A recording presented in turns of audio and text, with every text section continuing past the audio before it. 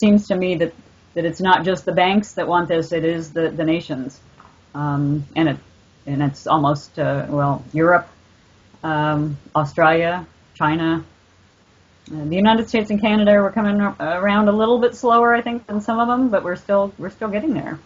I can understand the benefits for some people, mainly for the government.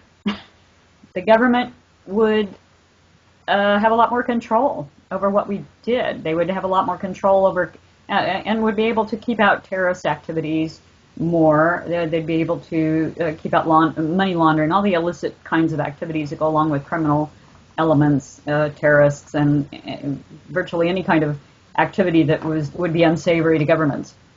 Tax evasion, for instance, would be a good one. Banks would like it because at the moment they're heading toward negative interest rates, and a lot of people don't want to put their money in banks.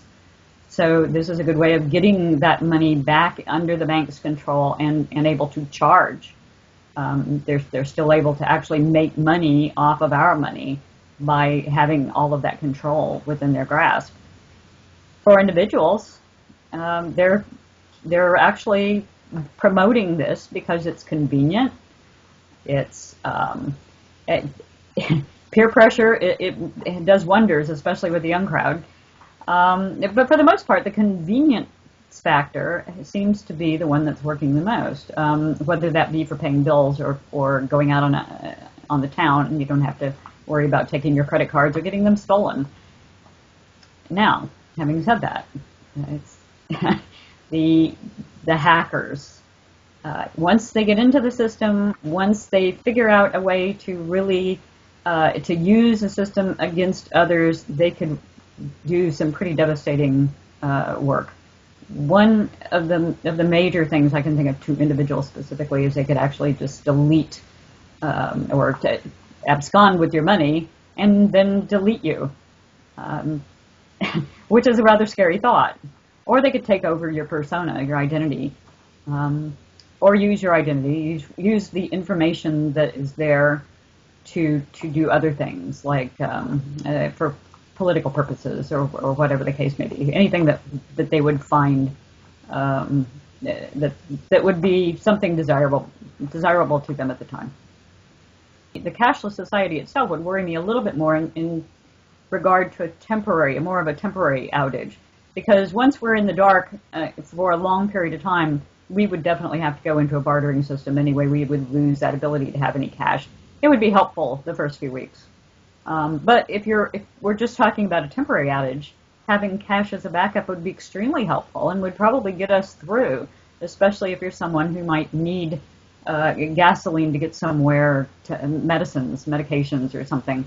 And you could get that if certain organizations, stores, places, hospitals would take cash. If they don't, which some of these countries are heading in that direction, where they're actually banning the use of cash in cafes, supermarkets, hospitals, things like that. If they don't take cash as a reserve, then you're pretty much destitute for a while, and it could be very dangerous.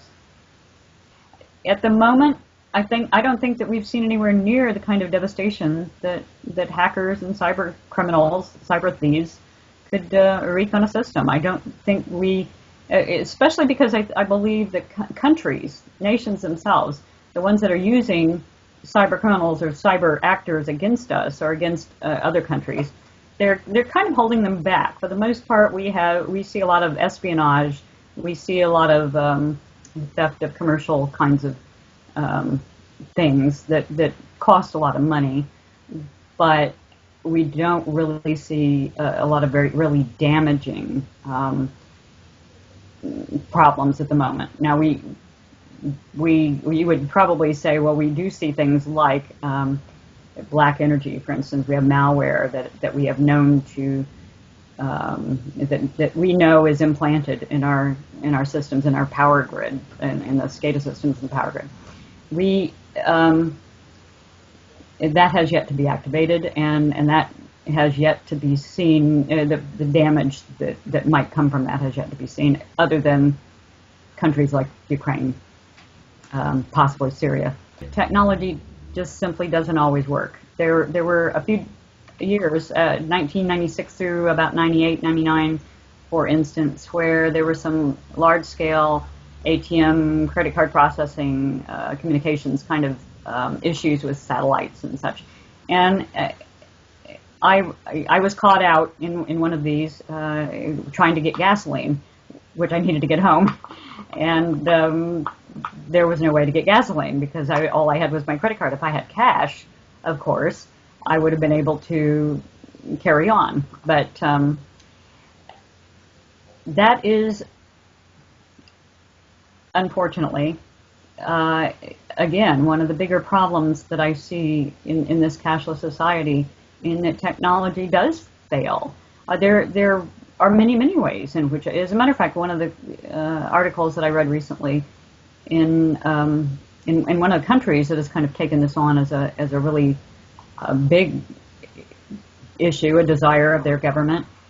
Some areas that went cashless ended up having to go back to cash because the machines, the systems that they used to process these cashless transactions weren't working. So there are a lot of bugs to iron out, granted, and systems do get better as time goes by, but they're not always foolproof.